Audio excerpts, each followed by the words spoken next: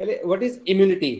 Immunity is the body's ability to resist और eliminate potentially harmful foreign material और abnormal cell. Foreign material मतलब बाहर का कोई भी मटेरियल, और एबनॉर्मल सेल अपनी खुद की बॉडी की भी अगर कोई सेल हार्मफुल है, तो इन सब चीज़ों को एलिमिनेट करने के लिए, उसे रजिस्ट करने के लिए अपनी बॉडी की जो एबिलिटी है उसको बोलते हैं इम्यूनिटी। और हम डिफरेंट फैक्टर से या केमिकल से यानी कि ड्रग से, मेडिसिन से, या डिफरेंट फिजिकल एक्टिविटीज से इस एबिलिटी को इंक्रीज करना चाहते हैं। छोड़िए, कुछ डेफिनेशन है उनको देख लीजिएगा। इम्यून सिस्टम सिस्टम है, तो जैसे हमने स्टार्टिंग में पढ़ा था, सेल से मिलके टिश्यूज बनते हैं, टिश्यूज से ऑर्गन्स, और ऑर्गन से मिलके ऑर्गन सिस्टम। लेकिन यहाँ थोड़ा सा डिफरेंस ये है कि इम्यून सिस्टम एक ऑर्गन सिस्टम नहीं है, it is a functional system. और इसमें क्या क्या आएंगे फिर? Cells, tissues, molecules that mediate resistance, जो कि इसके अंदर सेल्स पार्टिसिपेट करते हैं, टिश्यूज पार्टिसिपेट करते हैं, या मॉलिक्यूल्स जो भी बायोकेमिकल्स रिलीज होते हैं इन्फेक्शंस के अगेंस्ट फाइट करने के लिए। इम्यूनिटी बताई दी है, इम्यून रिस्पॉन्स वही जो उससे फाइटिंग करने के टाइम जो रिस्पॉन्स आता है बॉडी का। ये हाँ, यहां से समझिएगा, immune system is a functional system, not an organ system. Organ system नहीं है, एक फंक्शनल सिस्टम है। और इसके अंदर ये सब चीजें इंक्लूड होती हैं। Skin as a physical barrier, बाहर से कोई भी चीज आती है तो सबसे पहले स्किन पे टकराएगी, स्किन बॉडी के अंदर नहीं जाने दे रहा, ये फिजिकल बैरियर है इम्यूनिटी का। फिर लाइनिंग ऑफ म्यूकस मेम्ब्रेन, अपने जैसे नोज है, लंग्स हैं, बॉडी के अंदर जो भी ऑर्गन्स हैं उनके अंदर जो लाइनिंग है म्यूकस मेम्ब्रेन की, वो भी इम्यून सिस्टम का पार्ट है, एज ए फिजिकल बैरियर काम करता है। सिक्रीशंस, टीयर्स हैं, म्यूकस है, और जहां जहां पे भी बहुत जगह पे सिक्रीन्स आते हैं बॉडी के अंदर, वो सब सिक्रीशंस इम्यून सिस्टम का पार्ट हैं। उनके अंदर एंटी माइक्रोबियल प्रॉपर्टीज होती हैं। Blood cells and vasculature, WBC जो हमने ब्लड वाले चैप्टर में रीड किया था। Bone marrow, liver, lymphatic system जो हमने अभी प्रीवियस क्लास में ही किया था। मोस्ट टिश्यूज जो जिसके अंदर इम्यून सेल्स पहले से ही लाई करती हैं, रेजिडेंट इम्यून सेल्स, तो ये सब मिला के इम्यून सिस्टम बनता है। तो ये कोई ऑर्गन सिस्टम नहीं है, इसलिए ये नोट कैपिटल में कर दिया, note an organ system, this is a functional system. Immunity किस किस से consist of following activities immune system में? डिफेंस अगेंस्ट इन्वेडिंग पैथोजेंस, जो बाहर से जो भी पैथोजेंस आए हैं, वायरस हो, बैक्टीरिया हो, फंगस हो, वट जो भी बाहर से पैथोजेंस बॉडी के अंदर आते हैं उनके अगेंस्ट काम करता है, उनसे प्रोटेक्शन के लिए। Removal of worn out sales, जो बॉडी के अंदर जो सेल्स का लाइफ स्पेन कंप्लीट होता है, वो डेड हो जाती है, उसको बाहर निकालना है। और उससे रिलेटेड जो डेब्रीज बन गई बॉडी में उनको बाहर निकालना। तो वोर्न आउट सेल्स और टिश्यू डेब्रीज को अपने सिस्टम से बाहर करना, ये इम्यून सिस्टम का काम है। बाहर से जो पैथोजेंस आए उनके अगेंस्ट फाइट करना, अपनी बॉडी के अंदर ही जो वोर्न आउट सेल्स हैं, टिश्यू डेब्रीज हैं, उनको बाहर करना।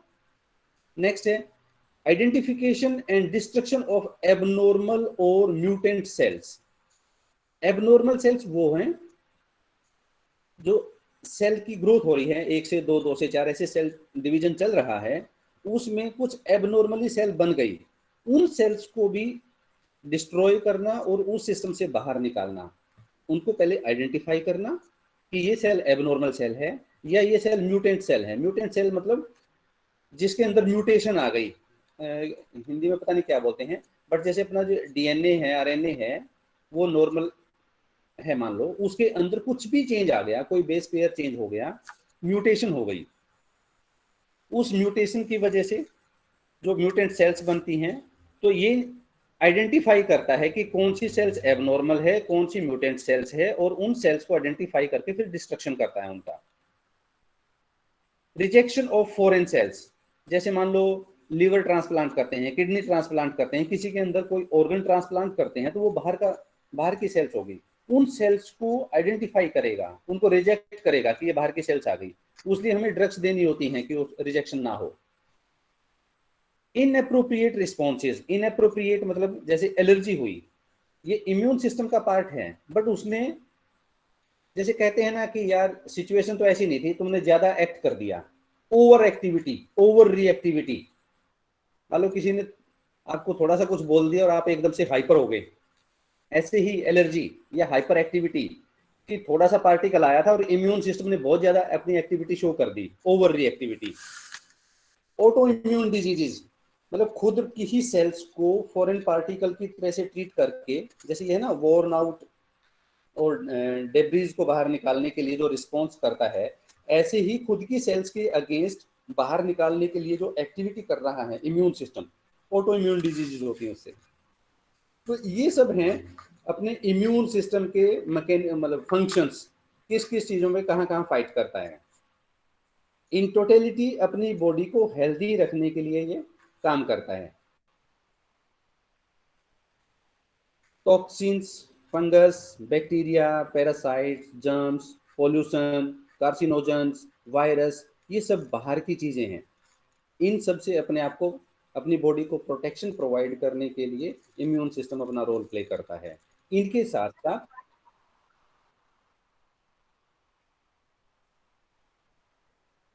हाँ तो वो इम्यून सिस्टम का पार्ट है। वो जैसे अब ये सब आया था ना, स्किन, लंग्स, क्रीशंस। अब मोस्ट टिश्यूज, जो आप पर्टिकुलर ऑर्गन की बात कर रहे हैं, उसके अंदर भी कुछ टिश्यूज हैं जिनके अंदर इम्यून सेल्स हैं ना। तो इसीलिए कहते हैं कि ये फंक्शनल सिस्टम है। और बॉडी में जो भी ऑर्गन अपने आप को प्रोटेक्शन के लिए फाइट करता है, उसके अंदर भी इम्यून सेल्स हैं। और ये,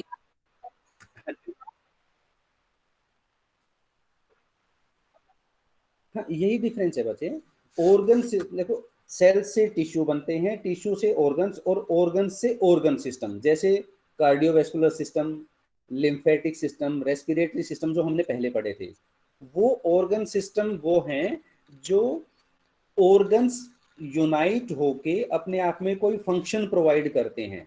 जैसे रेस्पिरेटरी सिस्टम का काम सांस लेना है, तो इस सांस लेने में जो जो ऑर्गन्स इन्वॉल्व हो रहे हैं वो organ system.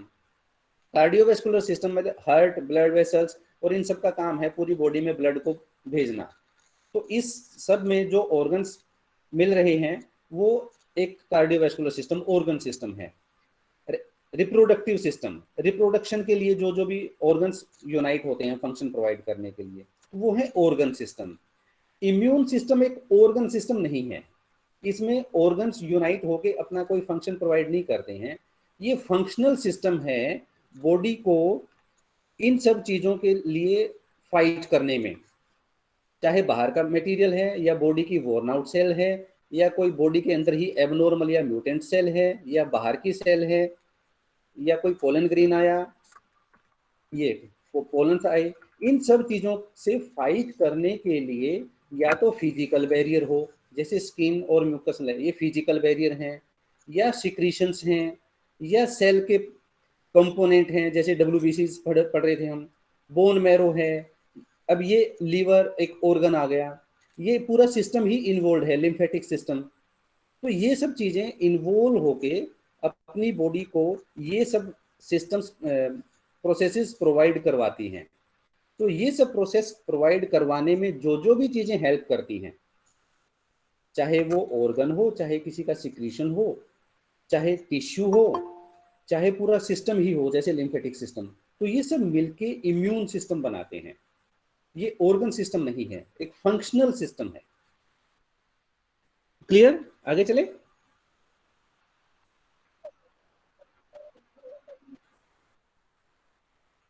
Lymphatic system WBC का पार्ट नहीं है। डब्ल्यूबीसी तो दोनों जगह पे पार्ट प्ले करते हैं, ब्लड का कंपोनेंट है और लिम्फ का भी कंपोनेंट है। जब ब्लड का कंपोनेंट है तो वो एक सर्कुलेटरी सिस्टम का, सॉरी, कार्डियोवैस्कुलर सिस्टम और लिम्फेटिक सिस्टम, ये दोनों मिलकर सर्कुलेटरी सिस्टम बनाते हैं।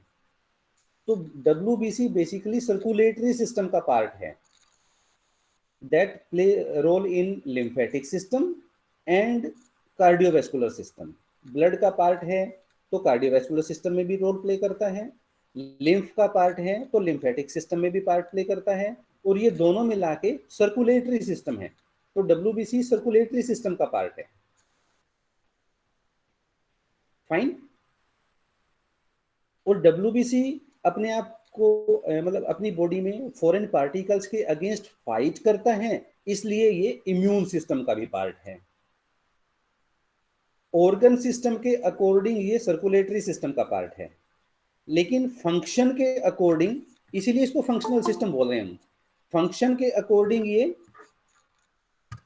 इम्यूनिटी प्रोवाइड करता है, इसलिए इसको इम्यून सिस्टम का पार्ट मान रहे हैं।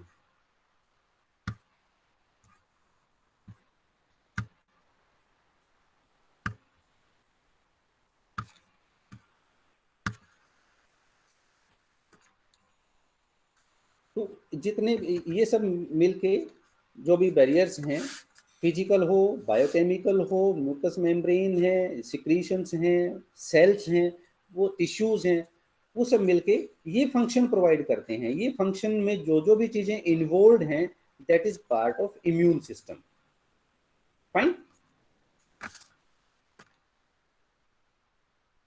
अब जैसे अब कोरोना के दौर में चल रहा था कि भाई विटामिन सी और आप काढ़ा लेते रहें, इस तरह की चीजें लेते रहें, तो वो क्या होगा, हम इम्यूनिटी को बूस्टअप कर रहे थे। उस इम्यूनिटी को बूस्टअप करके हम उस वायरस के अगेंस्ट फाइट करना चाह रहे थे।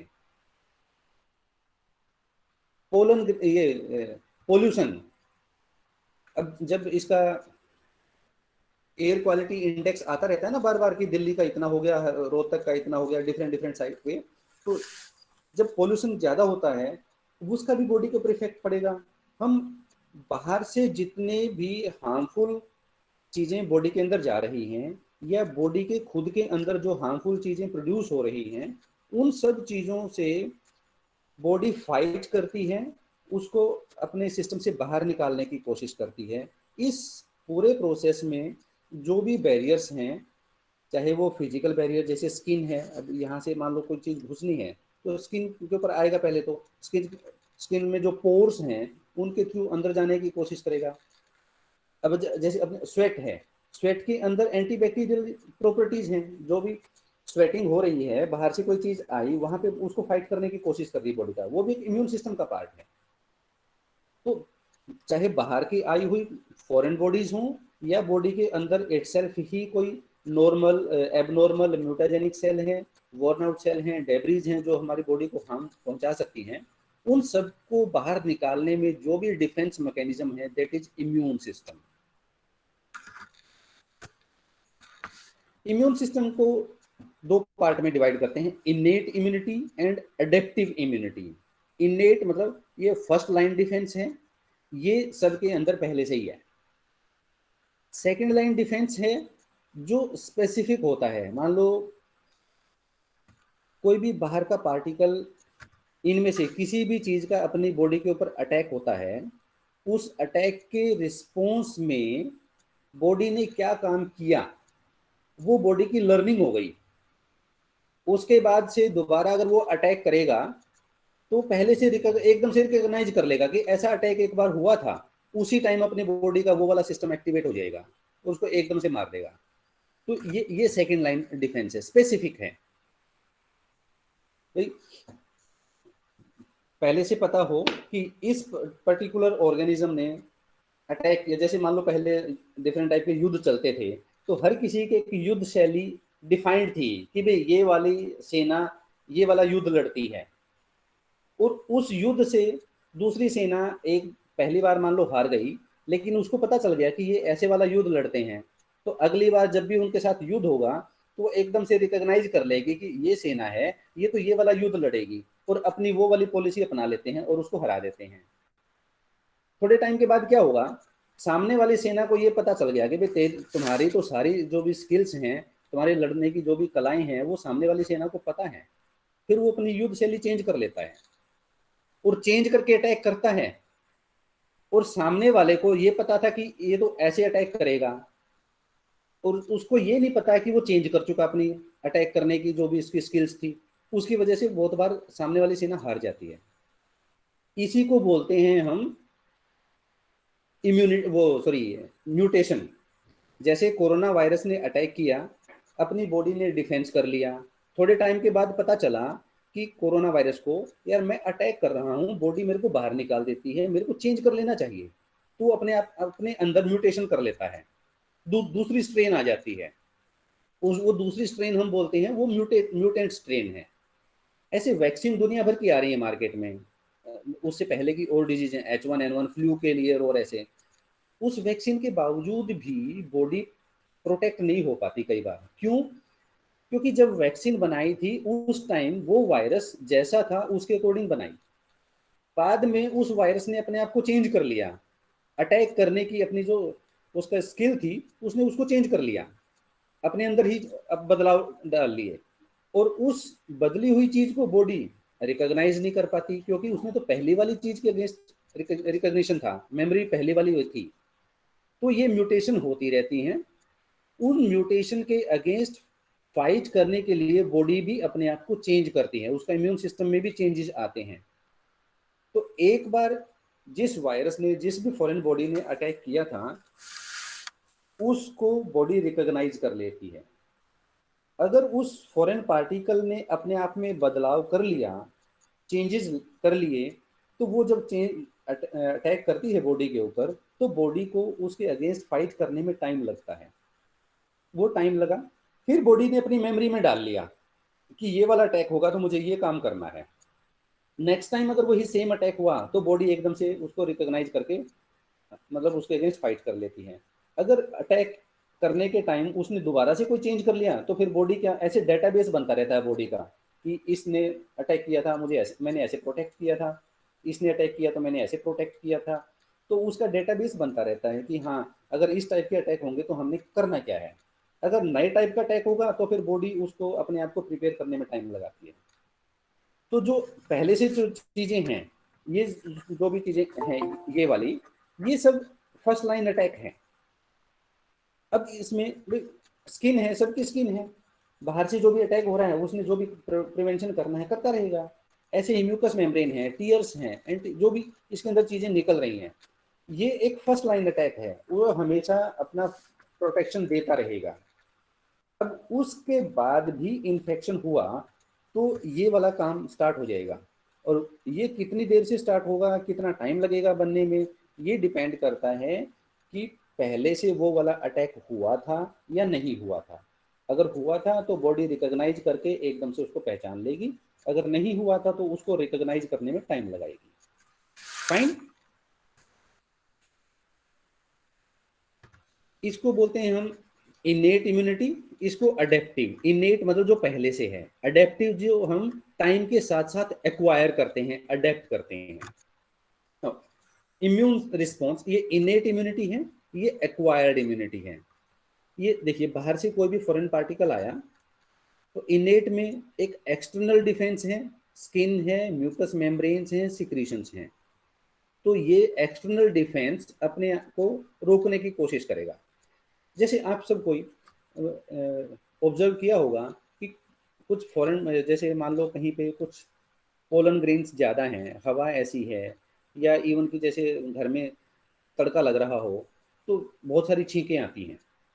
वो छींकें क्यों आई? क्योंकि उस एनवायरनमेंट में, उस एयर में कुछ ऐसे पार्टिकल्स आए जो सांस लेने के थ्रू आपकी नोज में एंटर करने की कोशिश कर रहे थे। एकदम से फिर छींक आती है, वो छींक हमारी नोज के अंदर जो म्यूकस मेम्ब्रेन है वो उन फॉरेन पार्टिकल्स को पहचानती है, और छींक के थ्रू बाहर की तरफ हम हवा फेंकते हैं ताकि वो बाहर का पार्टिकल बॉडी के अंदर ना जा पाए, उसको बाहर निकाल दें। ये फिजिकल बैरियर है, एक्सटर्नल डिफेंस। ये फिर इंटरनल डिफेंस, फैगोसाइटिक सेल्स, जो हम बात कर रहे थे ना कि वो जो बॉडी के अंदर जो सेल्स हैं, WBC हैं, रोड, वो कैसे उसको इंगल्फ करती हैं, कैसे उसको मारती हैं। तो ये है अपना इंटरनल डिफेंस, ये पहले से है सब, इनेट इम्यूनिटी पहले से। तो रैपिड रिस्पॉन्स भी है, हवा में कुछ भी आया एकदम से छींक आई, उसके बावजूद भी अगर अंदर चला गया वो पार्टिकल, फिर ये सब चीजें एकदम से उसको अगेंस्ट फाइट करेंगी। Phagocytic cell, anti microbial proteins जो डिफरेंट सिक्रीशंस में हैं, inflammatory response, natural killer cells, components, ये उनके नाम है, मतलब एक तरीके से ये कर लीजिए। फिजिकल बैरियर से भी पार करके बॉडी के अंदर सेल चला गया तो फिर ये अपना इंटरनल डिफेंस मैकेनिज्म उसके साथ फाइट करता है। अगर इसको भी पार करके बॉडी इस वाले सिस्टम से भी अगर उसको हरा नहीं पाई तो फिर ये वाला सिस्टम एक्टिवेट होता है। इसको बोलते हैं एक्वायर्ड इम्यूनिटी। ये स्लो रिस्पॉन्स है क्योंकि उसको पहचानने में टाइम लग जाता है। ह्यूमोरल रिस्पॉन्स, जो एंटीबॉडीज, जैसे मैंने बताया था ना कि वो लिम्फोसाइट्स में टी लिम्फोसाइट्स और बी लिम्फोसाइट्स, एक तो डायरेक्ट अटैक करती है और एक एंटीबॉडीज को सिक्रीशन करती है और वो एंटीबॉडीज उसके साथ फिर बाइंड करती हैं। तो ये वाला है एक्वायर्ड इम्यूनिटी।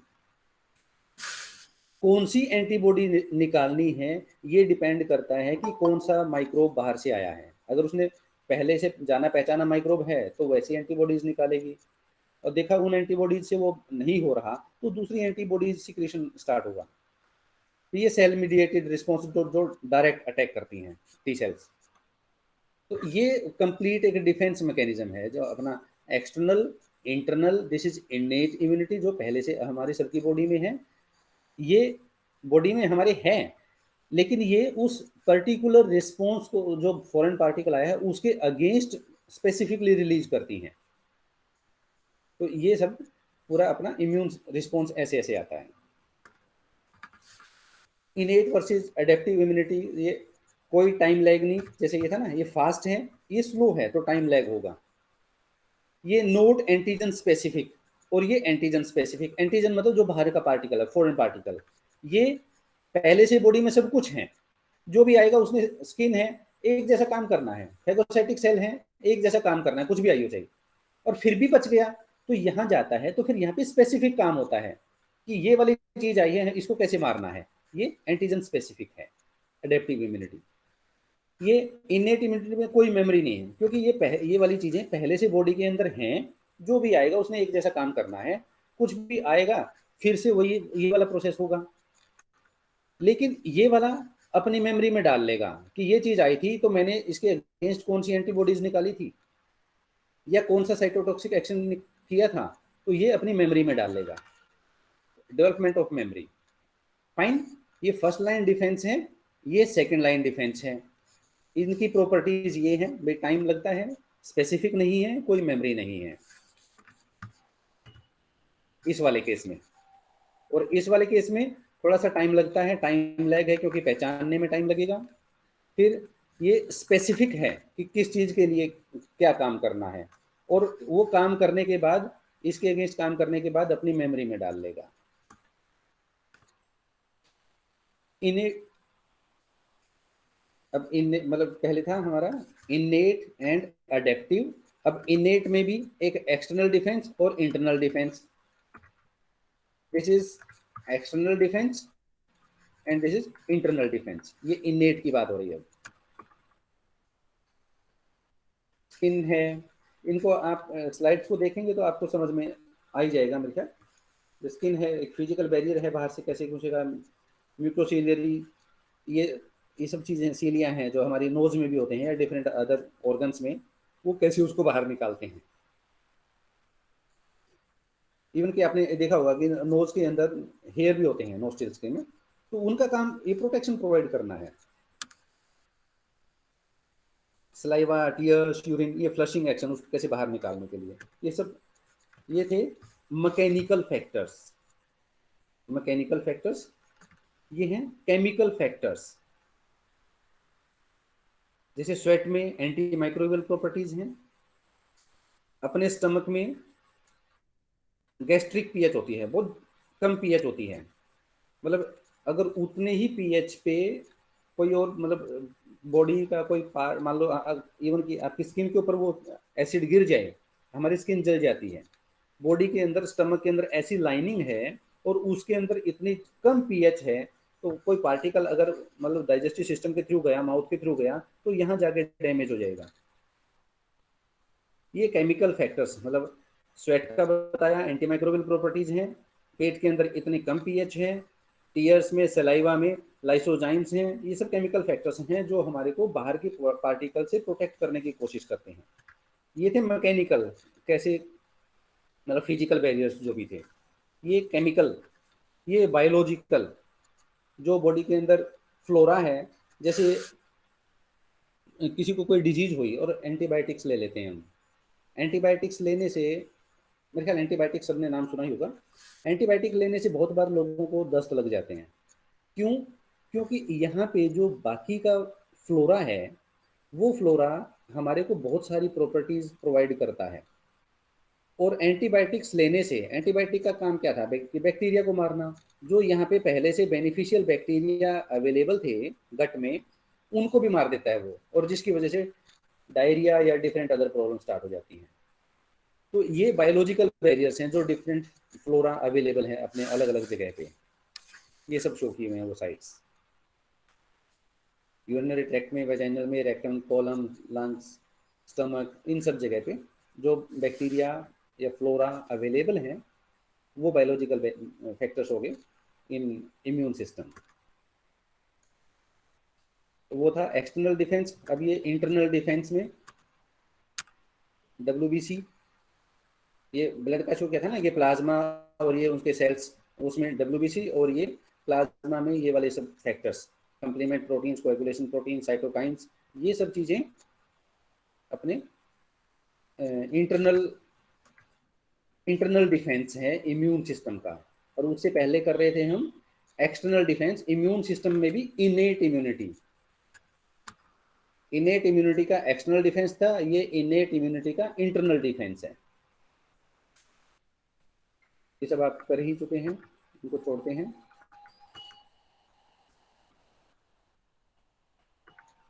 मतलब अगर कोई ज़्यादा देखना चाहे तो यहाँ से मैं स्लाइड शेयर कर दूंगा, देख लीजिएगा लोग कैसे कैसे डाइजेस्ट करते हैं माइक्रोब्स को।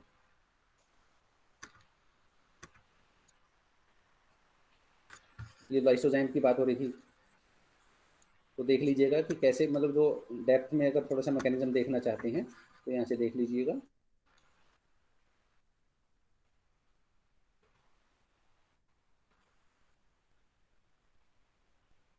ये सब ब्लड के कंपोनेंट्स थे।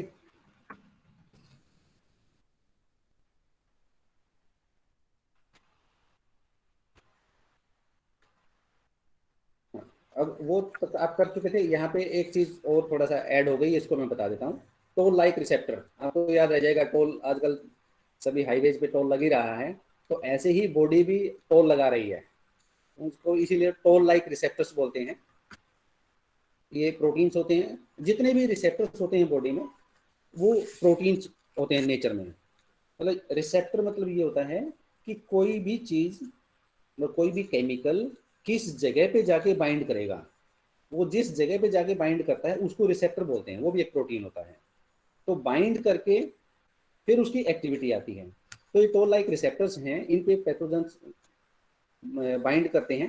देखो, present on macrophages, few other sales, conserve across, ये डिफरेंट डिफरेंट जगह पे, मतलब ये रिसेप्टर्स हैं, प्रोटीन्स हैं, और इनके ऊपर आके वो ये मतलब फॉरेन पार्टिकल को बाहर निकालने की कोशिश करते हैं। ये कैसे करते हैं, एक तो ये देखिए, they look out for microbes, उनको ढूंढते रहते हैं, उनके साथ फिर बाइंड करते हैं। They trigger a cascade of events to kill और प्रोटेक्ट अगेंस्ट पैथोजेंस, उनको किल करने के लिए या उन पैथोजन से अपने आप को प्रोटेक्ट करने के लिए उस कैस्केड को ट्रिगर कर देते हैं। मतलब पहले उसको ढूंढते हैं, पहचानते हैं, उसके साथ बाइंड करते हैं, और फिर अपना ट्रिगर दबा देते हैं ये काम करने के लिए, या तो मारने के लिए या अपनी बॉडी को उससे अगेंस्ट प्रोटेक्ट करने के लिए। ये देख लीजिए, ये हैं सब वो टोल लाइक रिसेप्टर्स, ये ऐसे ढूंढते हैं और उसको पहचान लेते हैं अपना डिफरेंट, ये माइक्रोस्कोप लगे लेके खड़े हैं, जैसे ही उसको ढूंढ लेते हैं, पहचान लेते हैं, तो उसके फिर ट्रिगर दबा देते हैं अपने इम्यून सिस्टम का, उसको मारने के लिए, उसको बाहर निकालने के लिए। ये उसके साथ ऐसे बाइंड करके फेंक रहे हैं। ये देखो, ये TLR, टोल लाइक रिसेप्टर, ये इन्होंने इसको फेंक दिया। फिर डिफरेंट जो भी उनके जो मैकेनिज्म है, आप उसको डिटेल में देखना चाहें तो देख लीजिएगा कैसे कैसे ये काम करते हैं। इन्फ्लामेशन क्या होता है, शायद आपको वर्ड तो सुना होगा। मान लो आपके हाथ पे कुछ लग जाता है, छोटी सी चोट लगती है, या मान लो मक्खी काट गई।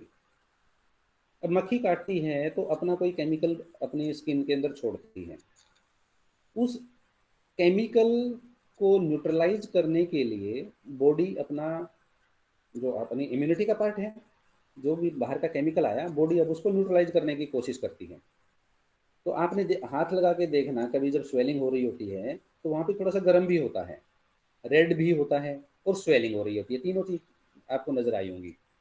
हाथ लगाया होगा तो रेडनेस, स्वेलिंग, और होठ लगा होगा वो पर्टिकुलर एरिया। ये सब क्यों हो रहा है?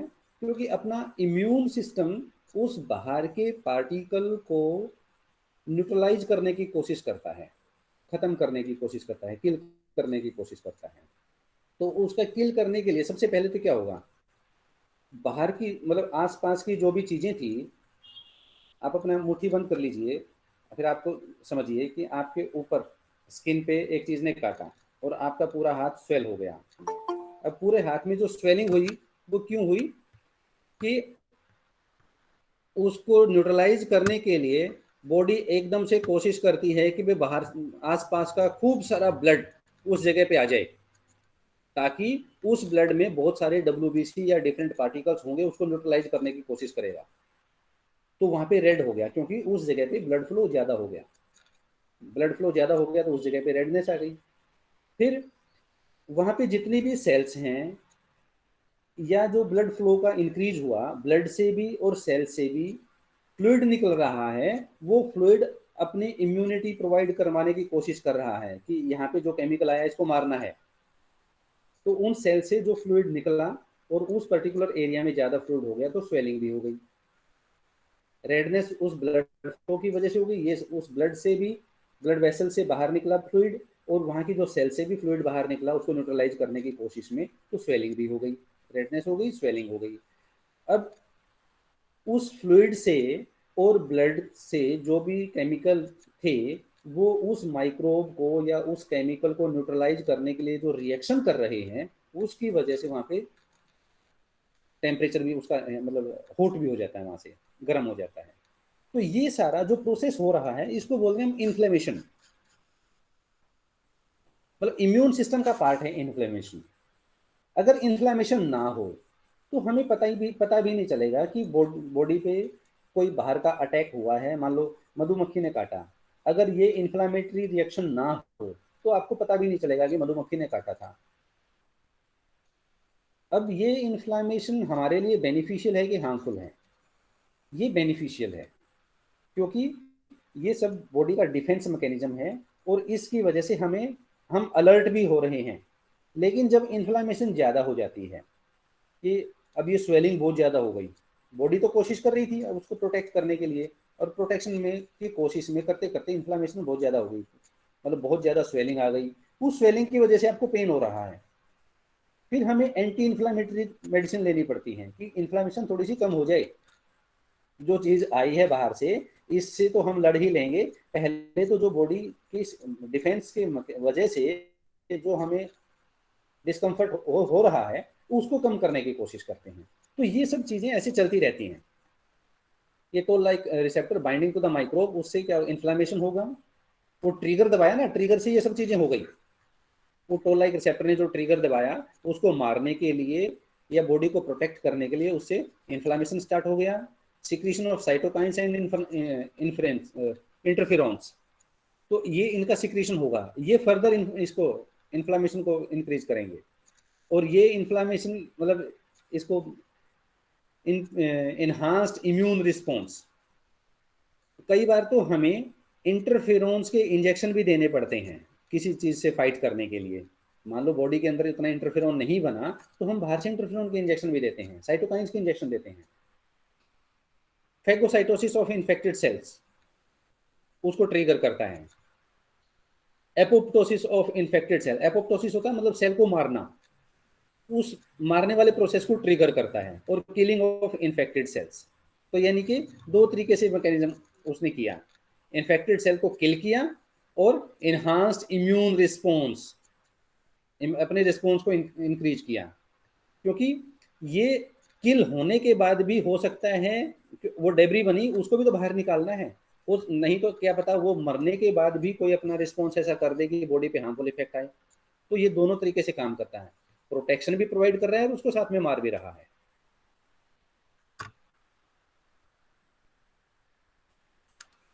ये WBC वाला सब आप पढ़ ही चुके हैं, कैसे कैसे काम करता है।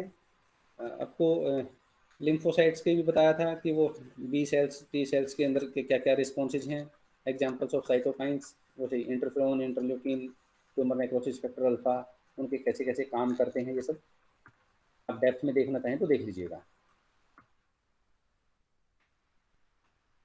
ये एंटीवायरल स्टेट, वो सब कैसे कैसे अपना प्रोटेक्शन प्रोवाइड कर रहा है।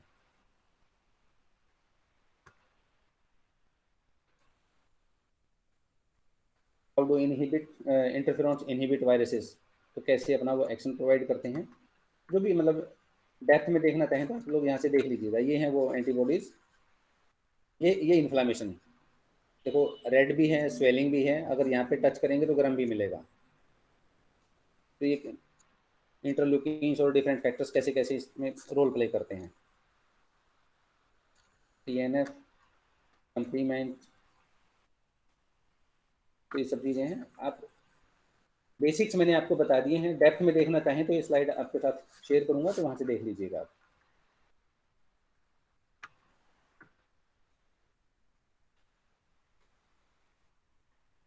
ये सब ये बैलेंस बना होता है, ये बैलेंस जब भी हिलता है तो ये प्रॉब्लम आती है। What happens when external defence fails, ये फेल हो गया तो ये चलेगा।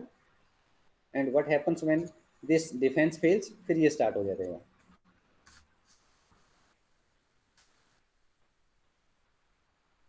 मतलब ये डिफेंस था सेलुलर, ये एक्स्ट्रा सेलुलर इन्फ्लामेशन होता है। इन्फ्लामेशन से क्या क्या मतलब वो सब एक्टिविटीज़,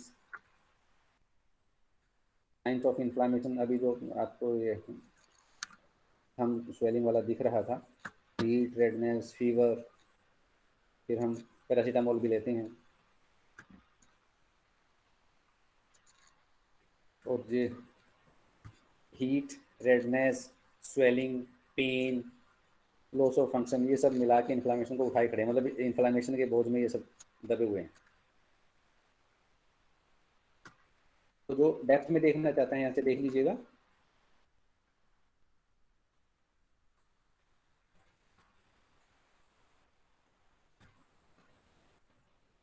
फिर फर्दर आगे इम्यूनोजेंस और एंटीजेंस को वो कैसे पहचानते हैं, ये एंटीबॉडीज के साथ बाइंड करती हैं, एंटीजन के साथ ऐसे बाइंड करके उसको न्यूट्रलाइज कर देती हैं, आगे अपना वो हार्मफुल इफेक्ट नहीं शो कर पाते हैं। क्योंकि इस एंटीजन ने जिस जगह पे जाके बाइंड करके एक्शन देना था, वो बाइंड करने वाली चीज़ें उसके पास नहीं बचती जब एंटीबॉडीज बाइंड कर लेती हैं। तो टी सेल, बी सेल हम पहले भी कर चुके हैं।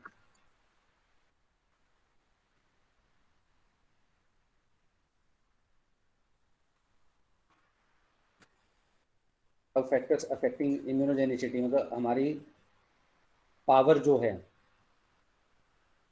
इम्यून सिस्टम की जो पावर है उसको कौन डिटरमाइन करता है, वो सब चीज़ें तो जेनेटिक भी है और एज के साथ भी है। फिर हम उनको इंक्रीज करने के लिए डिफरेंट जो जो भी चीज़ें लेते हैं। फिर एंटीबॉडीज़, जैसे मैं बताता कि कोरोना के पेशेंट्स जो ठीक हो गए थे उनका ब्लड लेके हम कोरोना के इन्फेक्टेड पेशेंट्स में चढ़ा रहे थे, मतलब उसमें से उन एंटीबॉडीज़ को कलेक्ट करके उसके अंदर देने की कोशिश कर रहे हैं। फाइन, कोई क्वेरी है तो बताइए प्लीज़। बॉडी का कोई पीएच नहीं होता, बट बॉडी के जो डिफरेंट फ्लूइड्स होते हैं, फ्लूइड का पीएच होता है। अब फ्लूइड उसमें अलग अलग हैं, जैसे मान लो आइज के अंदर फ्लूइड है, एक्वस ह्यूमर, विट्रस ह्यूमर, हमारी जो आइज दिखती हैं उसके आगे पीछे दोनों जो वो फ्लूइड होता है। ऐसे ही वेजाइनल सिक्रीशन है, ऐसे स्टमक में है, टीयर अपने आंसू हैं, यूरिन है। तो बॉडी के जो फ्लूइड्स होते हैं, ब्लड है, उन फ्लूइड्स का पीएच होता है, बॉडी का कोई पीएच नहीं होता। सब पीएच सबका डिफरेंट डिफरेंट होता है। पीएच ऐसा होता है कि जो डिफरेंट पार्ट जो ऑर्गेनिजम्स हैं वो उसके अंदर सरवाइव ना हो पाए, उस टाइप का पीएच रखने की कोशिश करती है बॉडी। जैसे अपना स्टमक का पीएच हाईली एसिडिक होता है, फिर स्मॉल इंटेस्टाइन का पीएच उससे ज़्यादा होता है, लार्ज इंटेस्टाइन का पीएच उससे ज़्यादा होता है। यूरिन का पीएच डिपेंड करता है कि पार्टिकल का अटैक कितना है, आपका वाटर कंजप्शन कैसा है, ब्लड की फिल्ट्रेशन कैसी हो रही है, ब्लड में कौन से पार्टिकल्स हैं, उन सब के अकॉर्डिंग यूरिन का पीएच होता है। तो यूरिन के पीएच को भी हम चेंज करने की कोशिश करते हैं बहुत बार, जब उसके अंदर अगर मान लो किसी को यूरिनरी इन्फेक्शन है, ये यूरिन इन्फेक्शन मतलब फीमेल्स में ज़्यादा होती है, तो उस यूरिन पीएच को वहाँ पे हम चेंज करने की कोशिश करते हैं। टीयर्स का पीएच अलग है, जो बॉडी के मतलब टीयर्स में पीएच के साथ साथ या ये जितने भी फ्लूइड हैं उन पीएच के साथ साथ उनके अंदर जो डिफरेंट प्रॉपर्टीज हैं वो भी उसको प्रोटेक्ट करने में हेल्प करती हैं। मतलब डिफरेंट जो प्रोटीन्स हैं उसके अंदर, वो एंटी उसमें एंटी बैक्टीरियल, एंटी फंगल या एंटी वायरल, जो एंटी वायरल तो नहीं कहते, एंटी बैक्टीरियल और एंटी फंगल प्रॉपर्टीज होती हैं। तो पीएच मतलब सभी बताया ना बच्चे, जिस तरह स्मॉल इंटेस्टाइन और लार्ज इंटेस्टाइन में बेसिक है, स्टोमक में एसिडिक है, तो पीएच मतलब उस साइज के अकॉर्डिंग, मान लो जिस तरह जीआईटी में खासकर ये देखिए कि स्टमक में एसिडिक पीएच है, जो एसिडिक पीएच पे नहीं मरे वो भी बेसिक पीएच पे मरेंगे, तो फिर स्मॉल इंटेस्टाइन और आगे लार्ज इंटेस्टाइन में जाके बेसिक पीएच हो जाती है।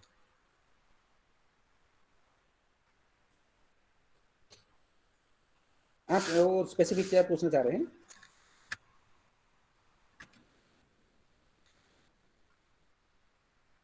क्लियर हुआ बच्चे, या कुछ और कहना चाह रहे थे आप?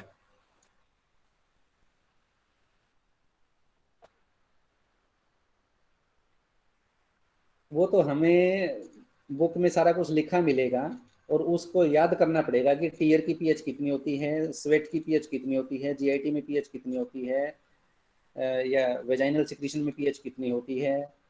वो पीएच तो हमें फिर याद करनी पड़ेंगे अगर हम ये सब जानना चाहते हैं तो।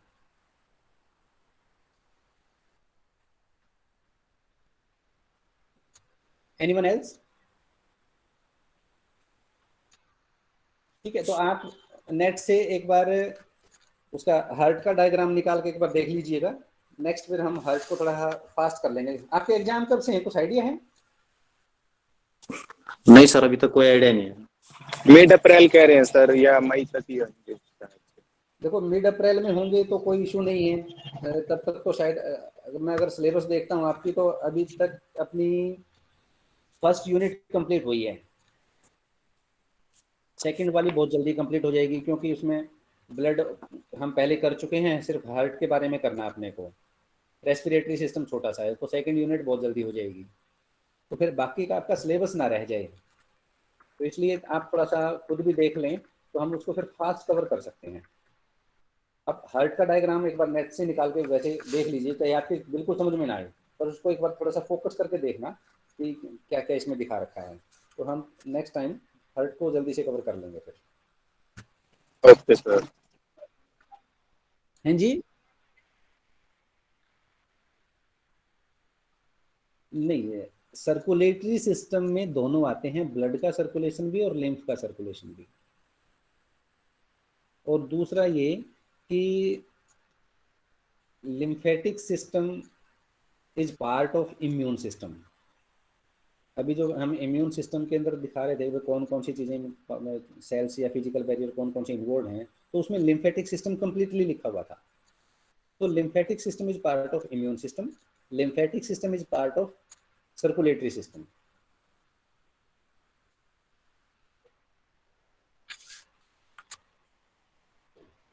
मेन फंक्शन नहीं कह सकते बच्चे, फंक्शंस कह सकते हैं कि ये फंक्शंस में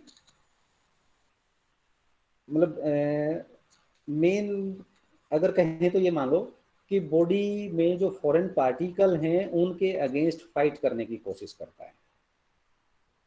और दूसरा फंक्शन ये भी है कि फ्लूइड के लेवल को मैनेज करने की कोशिश करता है। तो दोनों ही मेन फंक्शन है। तो दोनों ही मेन फंक्शन है। जी ओके सर। ठीक है, तो वाइंड अप करें। ठीक है, तो वाइंड अप करें या कोई और? Yes sir. Yes sir. जी सर। जी सर। शायद इसमें टेक्निकल प्रॉब्लम भी आ गई है। चलो ठीक है भाई।